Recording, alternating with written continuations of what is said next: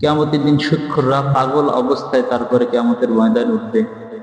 দলিল সূরা বাকারা 275 নম্বর আয়াত। এই আয়াতের ভিতরে আল্লাহ তাআলা বলেন, আল্লাযীনা ইয়াকুলুনার রিবা লা ইয়াকুমুনা ইল্লা কামা ইয়াকুমুল্লাযী ইয়াতাখাব্বাতুহু শাইতানু মিনাল মাস যালিকা বিআন্নাহুম ক্বালু ইন্নামাল বাই'উ মিথলুর রিবা। আল্লাহ বলেন, যারা সুদ খায়, সুদখোররা কিয়ামতের দিন মাতাল অবস্থায় কিয়ামতের ময়দানে উঠবে। যালিকা বিআন্নাহুম ক্বালু ইন্নামাল বাই'উ মিথলুর রিবা। এর একমাত্র কারণ হলো তারা বলতো সুদ হলো বেচা কিনার মতো, ব্যবসার মতো। ব্যবসার মাধ্যমে যেভাবে লভ্যাংশ অর্জন হয়, লভ্যাংশ হালাল। সুদের মাধ্যমেও যেভাবে লভ্যাংশ পাওয়া যায়, সুদের লভ্যাংশটাও হালাল। তাহলে 1 নম্বর, সুদখোররা কিয়ামতের দিন পাগলের মতো উঠবে। দলিল সূরা বাকারা 275 নম্বর আয়াত। 2 নম্বর গজব, যারা সুদ খায় তারা কেমন জানি আল্লাহ তার রাসূলের সাথে যুদ্ধের ঘোষণা করে। সুদখোররা কিয়ামতের দিন আল্লাহ এবং তার রাসূলের সাথে যুদ্ধের জন্য প্রস্তুতি নেবে, আর আল্লাহ বলবেন, হে সুদখোররা, তোরা যুদ্ধের জন্য প্রস্তুতি নে। দলিল সূরা বাকারা 278 ও 79 নম্বর আয়াত।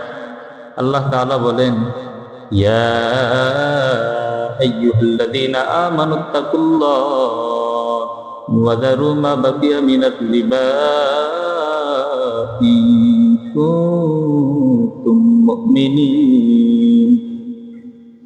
আল্লাহ বলেন, হে ঈমানদাররা, ওয়া যারু মা বাকিয়া মিনার রিবা, তোমরা বাকি সুদি লেনদেন ছেড়ে দাও, তোমরা সুদি লেনদেন করো না। ইন কুনতুম মুমিনিন, তোমরা যদি প্রকৃতপক্ষে আমি আল্লাহকে ভয় করো। এরপরে আল্লাহ বলেন, ফা ইন লাম তাফআলু ফাযানু বিহারবিন মিনাল্লাহি ওয়া রাসূলি। এরপরও যদি তোমরা সুদি লেনদেন না ছাড়ো, আমি বলার পরে, আমার আদেশ শোনার পরও যদি তোমরা সুদি লেনদেন না ছাড়ো, ফাযানু বিহারবিন মিনাল্লাহি ওয়া রাসূলি, তাহলে তোমরা আমি আল্লাহ এবং আমার রাসূলের সাথে যুদ্ধের ঘোষণা করো। নাউযুবিল্লাহ। যারা সুদ খায়, এই আয়াত শোনার পরও যারা সুদ খাবে, আল্লাহ তাআলা কিয়ামতের দিন তাদেরকে বলবে, হে যুদ্ধ করবে না, প্রস্তুতি নাও। ইবনে কাসিরের ভিতরে আসছে, আল্লাহ তাআলা বলবেন, হে সুদখোররা, তুমি তোমার অস্ত্র নিয়ে তৈরি হও, আমি তোমার সাথে যুদ্ধ করব। আর আল্লাহ সেদিন অস্ত্র নিবে জাহান্নাম। আল্লাহ জাহান্নামকে নিয়ে আপনার সামনে সুদখোরদের সামনে আসবে, আর সুদখোরদেরকে আল্লাহ বলবে, তোমরা কি অস্ত্র নেবা? নাও অস্ত্র নিয়ে তারপর আসো, আমার সাথে যুদ্ধ করবে না। 3 নম্বর গজব, সুদখোরদের পেটগুলো আল্লাহ তাআলা বড় বড় ঘরের ন্যায় করে দিবে, বড় বড় ঘরের মতো করে দিবে আল্লাহ সুদখোরদের পেটগুলো। ওই পেটের ভিতরে বড় বড় সাপ ঢুকিয়ে দিবে। মুসনাদ আহমদের বর্ণনা 8640 নম্বর হাদিস। আবু হুরায়রা রাদিয়াল্লাহু তাআলা আনহু বলেন, ক্বালা রাসূলুল্লাহ সাল্লাল্লাহু আলাইহি ওয়াসাল্লাম, নবীজি বলেন, রাআইতু লাইলাতান নুসরিয়া বি লাম্মা ইনতাহাইনা ইলাস সামাইস সাবিআ। মেরাজের রজনীর ঘটনা, যখন আমি 7ম আসমানে গেলাম, মেরাজে যখন গেলাম, এক এক আসমান পাড়ি দিয়ে 7ম আসমানে যখন গেলাম, ফাইদা আনা বিরাদিন ওয়া বারকিন ওয়া সাওয়াইকা। 7ম আসমানে যাওয়ার পরে বড় বড় বিকট আওয়াজ শুনতে পেলাম, বিকট আওয়াজ, বড় বড় আওয়াজ। ফাতাইতু আলা কওমিন বুতুনুহুম কাল বুয়ুত ফিহাল হাইয়াত তুরা মিন খারিজি বুতুনিহিম।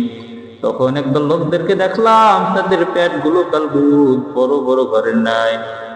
তাদের পেট, এক একজনের পেট বড় বড় বাড়ির ন্যায়। ফিহাল হাইয়াত তুরা মিন খারিজি বুতুনিহিম, পেটের ভিতরে বড় বড় সাপ। সাপগুলো বাহির থেকে দেখা যায়, বাহির থেকে স্পষ্ট ভাবে তাদের পেটের সাপগুলো দেখা যায়। কুলতু মান হাউলা ইয়া জিবরিল, আমি জিবরিলকে বললাম, এই সকল লোক কারা? এই সকল লোকের পেটের ভিতরে বড় বড় সাপ, সব সাপগুলো বাহির থেকে স্পষ্ট ভাবে দেখা যায়, এই সকল লোক কারা? জিবরিল আমিন বললেন, হাউলাই আকালাতুর রিবা, ইয়া রাসূলুল্লাহ, এরা হলো সুদখোরের দল। দুনিয়াতে সুদ খেয়েছে, পরিবর্তে আল্লাহ তাদের পেটের ভিতরে সাপ ঢুকাই দিছে। 4 নম্বর গজব, যারা সুদ খাবে তারা কেমন জানি তার আপন মায়ের সাথে ব্যভিচার করে। নাউযুবিল্লাহ। এই কথা শোনার পরে একটা লোক কিভাবে সুদ খায় আমার তো বুঝে আসে না। যেই মা তোমাকে জন্ম দিল, 10 মাস 10 দিন গর্ভে রাখলো, নবীজি বলতেছেন তুমি সুদ খাইলা, কিয়ামতের দিন তোমার মায়ের সাথে ব্যভিচার করার অপরাধী হয়ে উঠবা। তোমার মা কিভাবে কিয়ামতবাসীর সামনে মুখ দেখাবে, সারা কিয়ামতবাসী দেখবে তোমার মাকে দেখে বলবে, দেখছো কেমন মা আপন ছেলের সাথে ব্যভিচার করছে। তোমাকে দেখে কিয়ামতবাসীরা বলবে, দেখছো কেমন ছেলে আপন মায়ের সাথে ব্যভিচার করছে। এরপরে যে মুসলমান কিভাবে সুদ খায় আমার বুঝাসি না, হাতও ধরি পায়ে ধরি মুসলমান, সুদ খেও না।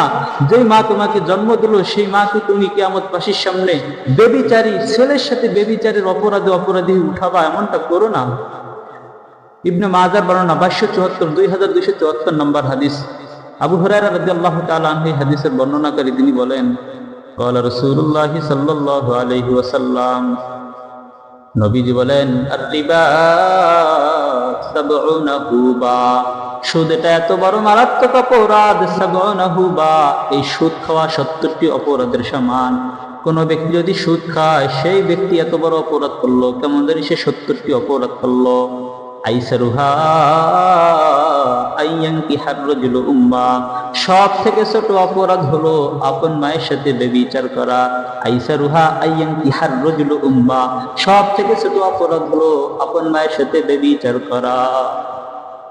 5 নম্বর গজব, যারা সুদ খাবে তাদের শেষ পরিণতি অভাবী হবে। যত বড়লোক হোক না কেন, আল্লাহ তাআলা তাদের শেষ পরিণতিকে অভাবযুক্ত করবে।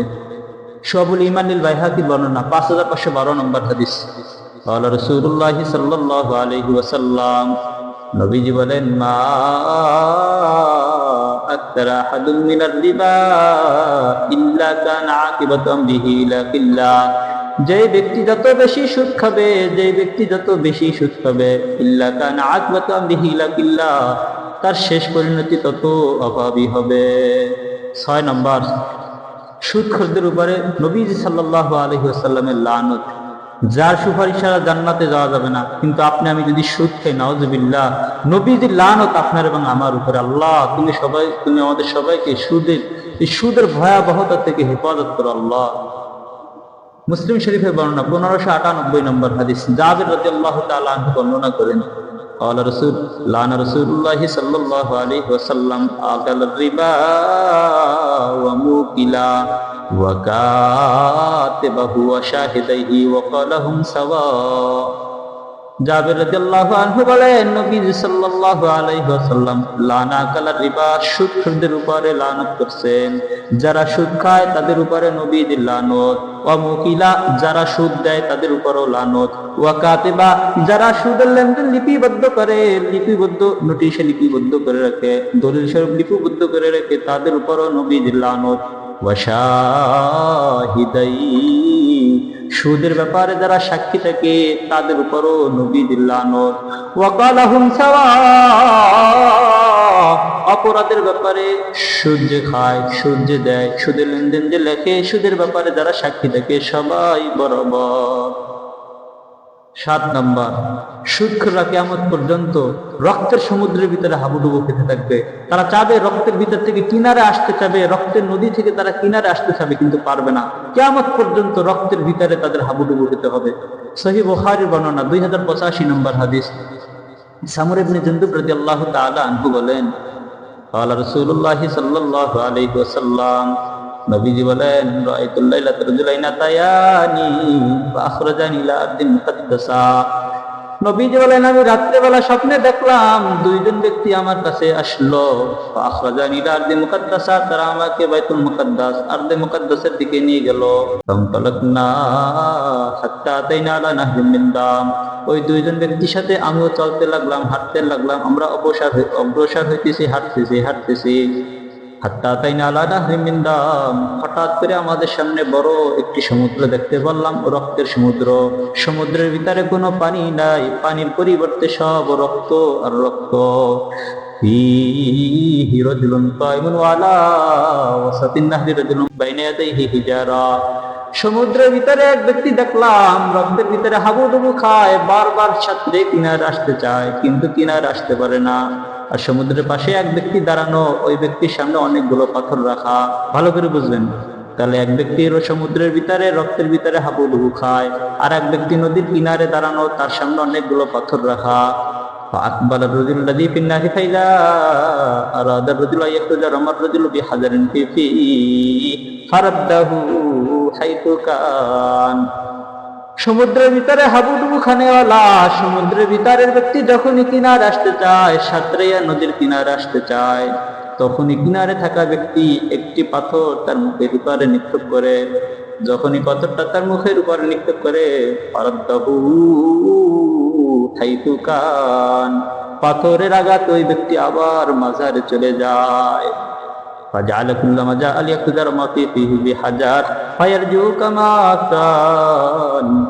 নবীজি বলেন, যখনই সমুদ্রের ভিতরে থাকা ব্যক্তি কিনারে আসতে চায়, তখনই কিনারে থাকা ব্যক্তি তার মুখের উপরে পাথর নিক্ষেপ করে। যখনই আসতে চায় তখনই পাথর নিক্ষেপ করে। একটু কিনারে আসে, আবার পাথরের আঘাতে ওই ব্যক্তি মাজারে চলে যায়। এভাবে শুধু তার সাথে আচরণ হইতেছে, বারবার চেষ্টা করে কিন্তু কিনারে আসতে পারে না। তখন নবীজি তার সাথে থাকা দুই ব্যক্তিকে প্রশ্ন করলেন, ফকাল মাহাদা, এই ব্যক্তির অবস্থা কেন? সমুদ্রের ভিতরে রক্ত, সমুদ্রের ভিতরে হাবুডুবু খায়, তাকে কিনারে আসতে দেওয়া হচ্ছে না, পাথর নিক্ষেপ করে বারবার মাজারে ঠেলে দেওয়া হচ্ছে, এর কারণ কি? এই ব্যক্তিকে।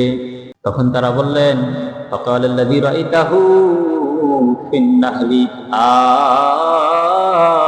আকিলার রিবা।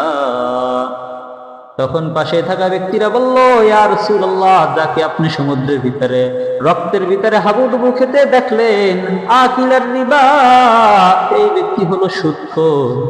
দুনিয়াতে সুদের টাকা পেটে ঢুকাইছে আল্লাহ, এখন রক্ত ভিতরে তাকে ডুবিয়ে রাখছে।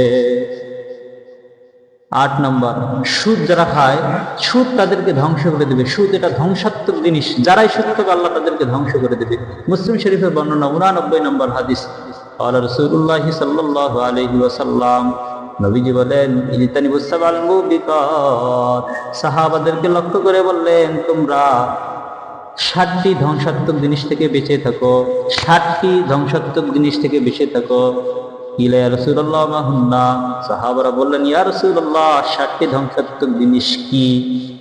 তো নবীজি সাল্লাল্লাহু আলাইহি ওয়াসাল্লাম বললেন, আশশিরকু বিল্লাহ, 1 নম্বর ধ্বংসাত্মক জিনিস আল্লাহর সাথে শরীক করা। যখন কোনো ব্যক্তি আল্লাহর সাথে কাউকে শরীক করবে, নিশ্চিত সে ধ্বংস হয়ে যাবে। 2 নম্বরে ওয়াসসিহরু, জাদুটোনা করা, কাউকে জাদুটোনার মাধ্যমে ক্ষতি করা। কাউকে যদি কেউ জাদুটোনার মাধ্যমে ক্ষতি করে, যে জাদু করলো, নবীজি বলেন অবশ্যই সে একদিন ধ্বংস হয়ে যাবে। 3 নম্বরে ওয়াকাতুন নাফসিল্লাতী হারামাল্লাহু ইল্লা বিল হক, অন্যায়ভাবে কোনো মানুষকে হত্যা করা। 4 নম্বরে ওয়াকলু মালিল ইয়াতীম, কোনো এতিমের সম্পদ অন্যায়ভাবে ভক্ষণ করা। 5 নম্বর ওয়াকলুর রিবা, সুদ খাওয়া। কোনো ব্যক্তি যদি সুদ খায়, নিশ্চিত সেই ব্যক্তি একজন ধ্বংস হয়ে যাবে। 6 নম্বর তাওয়াল্লাহ ইয়াউমাজ জাফি, যুদ্ধের ময়দান থেকে ভেগে যাওয়া। 7 নম্বর ওয়াকালকুল মুহসিনাতুল গাফিলাতুল মুমিনাত, কোন ইমানদার, কোন মুমিন উদাসীন নারীর ব্যাপারে মিথ্যা অপবাদ দেওয়া, খারাপ কোনো কিছুর অপবাদ দেওয়া, জিনার অপবাদ দেওয়া। কিন্তু মুমিন নারী ওই অপরাধে লিপ্ত ছিল না, কিন্তু তার ব্যাপারে মিথ্যা অপবাদ দেওয়া। যেই ব্যক্তি মুমিন নারীর ব্যাপারে মিথ্যা অপবাদ দেবে, নিশ্চিত সেই ব্যক্তি একদিন ধ্বংস হয়ে যাবে। তাহলে 8 নম্বর, যারা সুদ খাবে, নিশ্চিত সুদ তাদেরকে একদিন ধ্বংস করে দেবে।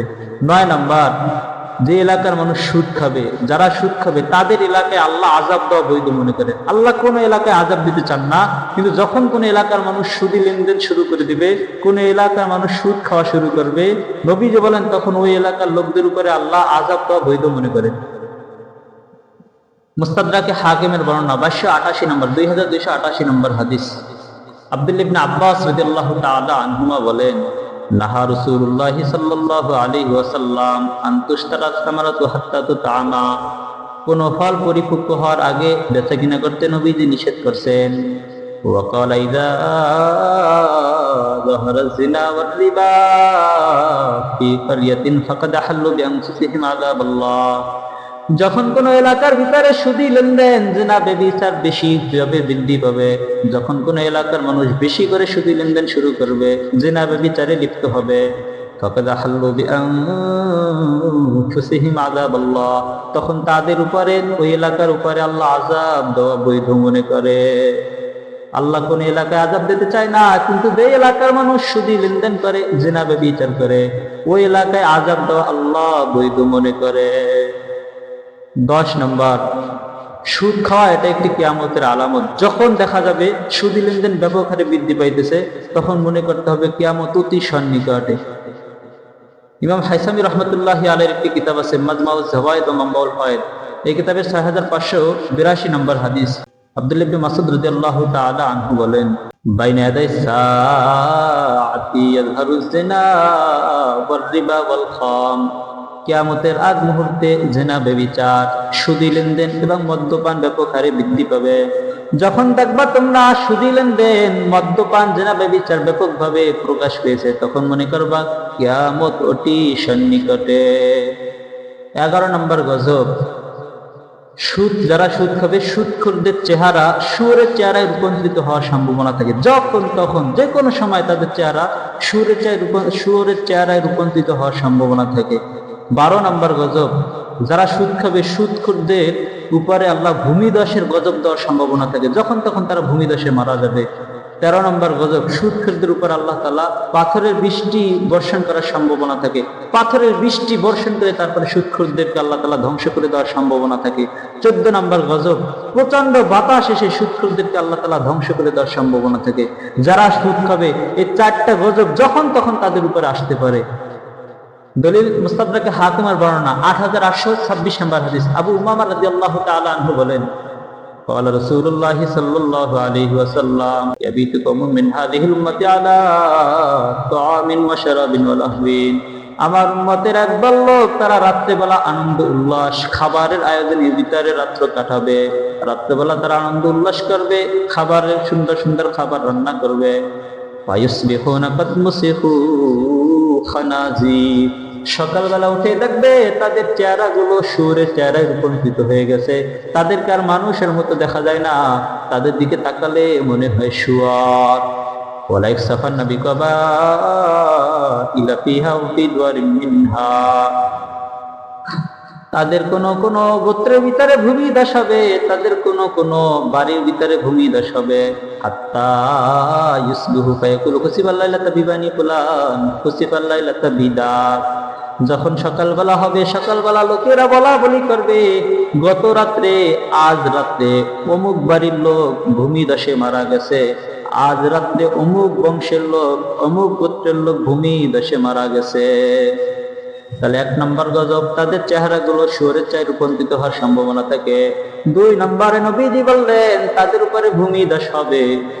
রাত সকালবেলা মানুষেরা বলা বলি করবে, অমুক বাড়ির লোক ভূমিধসে মারা গেছে, অমুক গোত্রের লোক ভূমিধসে মারা গেছে। ওয়ালা ইউসালান্না আলাইহিম হাসবাউ হিজারা কামা উসিলাত আলা কওমি লূত। লূত আলাইহিস সালামের সম্প্রদায়কে যেভাবে আল্লাহ তাআলা পাথরের বৃষ্টির মাধ্যমে ধ্বংস করে দিয়েছে, পাথর উপর আসমান থেকে পাথরের বৃষ্টি বর্ষণ হয়েছে, পাথরের বৃষ্টির মাধ্যমে যেমন নাকি লূত আলাইহিস সালামের সম্প্রদায়কে আল্লাহ ধ্বংস করে দিয়েছে, ওই সকল লোকদের উপরে পাথরের বৃষ্টি হওয়ার সম্ভাবনা থাকে। 4 নম্বর, ওয়ালা ইউসালান্না আলাইহিম আর-রিহুল আযীম। তাদেরকে প্রচন্ড বাতাস দ্বারা ধ্বংস করে দেওয়ার সম্ভাবনা থাকে। যখন তখন তাদের উপরে প্রচন্ড বাতাস এসে তাদেরকে ধ্বংস করে দেবে। এখন এই সকল শাস্তি কাদেরকে দেবে? তাদের অপরাধের কথা উল্লেখ করে শেষে নবীজি বলেন, ইন্না শুরবাহুমুল খাম। তাদের 1 নম্বর অপরাধ হলো তারা মদ পান করবে। 2 নম্বর, ওয়া আকুল্লাহুমুর রিবা, তারা সুদ খাবে। তাহলে 1 নম্বর অপরাধ যারা মদ পান করবে, 2 নম্বর অপরাধ যারা সুদ খাবে, 3 নম্বর ওয়া লুবসাহুমুল হারির, যারা রেশম কাপড় পরিধান করবে, 4 নম্বর ইত্তিখাযুহুমুল কাইনাত, যারা গাইনে গান বাজনা করবে, 5 নম্বর ওয়াকতিয়াতাহুমুর রহিম, যারা আত্মসম্পর্ক ছিন্ন করবে। এই 5 অপরাধে যারা লিপ্ত হবে, পূর্বে 4টা শাস্তি যখন তখন তাদের উপর হওয়ার সম্ভাবনা থাকে। আবু উমামা রাদিয়াল্লাহু তাআলা শেষে বলতেছেন, ওয়া যাকারা খাসলাতান উখরা ফানাসিতুহা। নবীজি 6 নম্বরে আরো একটি অপরাধের কথা বলছিল, কিন্তু আমি ভুলে গেছি। তাহলে আমরা 5টি অপরাধ পাইলাম। এই 5 অপরাধে যারা লিপ্ত হবে, 4টি গজব তাদের উপরে যখন তখন আসতে পারে। এই 5টি অপরাধের মধ্যে একটি অপরাধ হলো সুদ খাওয়া। তাহলে 11, 12, 13, 14 4টা শাস্তি পেলাম সুদ খাওয়ার।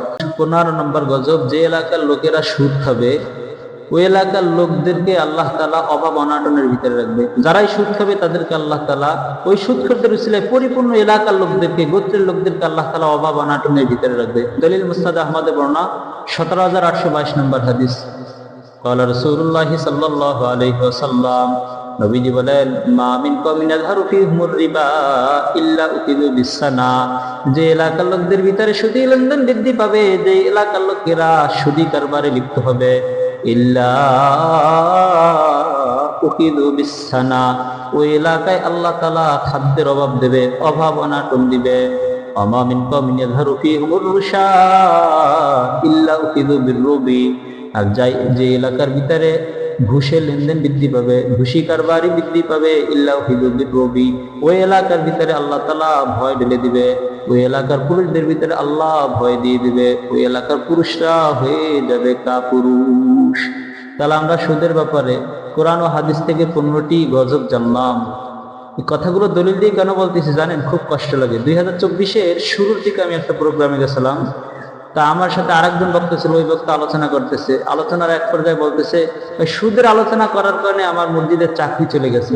আমি সুদের কথা বলছি যার কারণে আমার মসজিদে খেতাবাত ছুটে গেছে। আহা, এই খেতাবাত যারা খতিব আছে তারা তো কোরআন ও হাদিস থেকেই বলে, যারা ওয়াইজ সুদের কথা যারা বলে তারা তো কোরআন হাদিস থেকেই বলে। এই যে আমি 15টা গজবের কথা বললাম, কোরআন ও হাদিস থেকেই তো বললাম। হয়তো বা কেউ দলিল সহকারে বলে, কেউ দলিল ছাড়া বলে। যখনই সুদের কথা বলা হয় তখন বলা হয়, হুজুর কোরআন ও হাদিস থেকে আলোচনা করেন, আপনি বাহিরের আলোচনা করেন না। কে সুদের আলোচনা? এটা কি কোরআন হাদিসের বাহিরের আলোচনা?